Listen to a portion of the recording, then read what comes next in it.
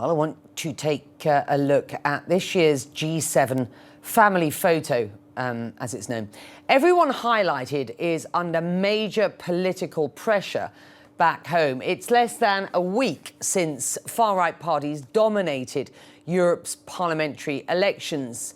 And these leaders' futures are now, at best, uncertain. Of course, G7 is always touted as the leaders of the world's biggest or leading democracies. Well, meantime, the summit's host, right-wing Italian Prime Minister Giorgia Meloni, appears on the most stable political ground. She's the only G7 leader bolstered by those recent election results. Well, my next guest, Ruth Ben-Ghiat, is a professor of history at New York University and the author of Strongman, Mussolini to the Present. She joins us now live from New York. It's good to have you. You've written extensively about authoritarianism, and I just wonder, as you watch the right gain ground in many places around the world, but we've just been looking very specifically at the European sphere with the election results there.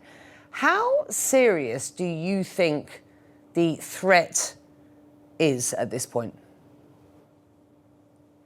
I think, we should never discount it. And as somebody who studies right-wing authoritarianism, I'm the last person to do that. The gains of the National Rally Party in France and the gains in Germany are indeed disturbing. And of course, there is now the GOP in America, which is embedded in these far-right networks, very close to Orban and his party. And so there's sustenance being given to the far right from this situation that many thought would never happen, which is that one of two parties in our bipartisan democracy has become an autocratic party, very connected to the far right. And so this is part of the global situation now. Many of those that Tony was speaking to in what is his extensive reporter about the Donald Trump base, those who are determined that they will vote for Donald Trump in 2024, is that the US, they say, was never a democracy, which of course is blatantly untrue. But last week's European election really underscored this trend of right-wing populism and what many see as a threat to democracy, particularly that sort of liberal democracy upon which the sort of EU was founded. I want to bring up some data from a report done by Cambridge University in 2020. And the line in purple highlights millennial satisfaction with democracy. It's the lowest of any group in history. And the report found by their mid-30s, more than 50%, 55% of global millennials say they are dissatisfied with democracy. And millennials make up more than 20% of the global population. And I was really struck by this. What do you believe is driving the trend?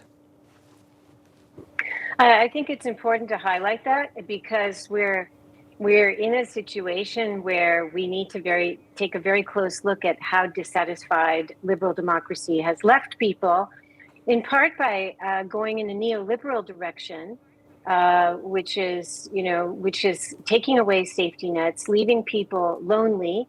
There are polls around the world, for example, Afrobarometer and Latino Barometer. These are continental-wide polls that show the same thing you're finding, that 30% of people think that democracy has failed them in some way. And this is what's driving the trend to these populist and authoritarian movements that know how to create a sense of community. Now, the sad thing is that authoritarian governance tends to be very dysfunctional because these leaders only care about themselves. And in fact, the European elections, there's a counter trend going on that in places where either, like Poland, which recently got rid of its far-right parties, people were highly dissatisfied, they were taking away abortion rights. The new Civic Coalition, progressive, centrist, got 37% of the vote. And in Hungary, where there's a sitting autocrat, a new opposition party got 31% of the vote, which is the same as the far right party got in France. So there's also a counter wave of anti-authoritarianism building by people who have found the actual experience of being governed by authoritarians is not good.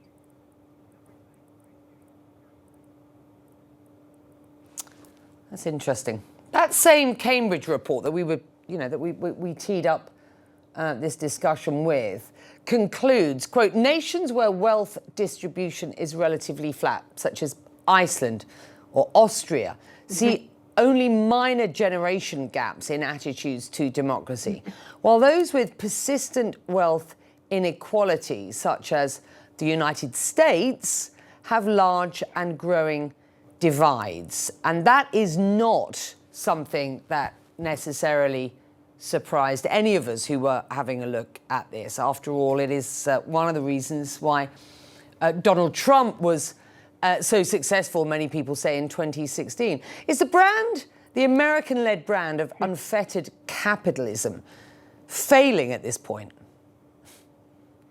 I mean, this is going to make everything far worse. And Donald Trump, and as well as many European leaders, as well as Javier Milei in Argentina, they are what I call fake populists, because they are the 1%. And, authoritarianism is actually about taking rights away from the many so that the few, the elites, the billionaires who are backing Trump, can have unfettered license to plunder the economy, to plunder the environment. And so deregulating, which is part of neoliberalism, is going to get souped up if Donald Trump comes back. Indeed, Project 2025, the governance project, privatization is one of the main agendas there. So Donald Trump is the latest to pose as a populist, the man of the people. I'm going to take care of you. You're forgotten no longer. But in fact, it's going to make wealth inequality even worse in the United States.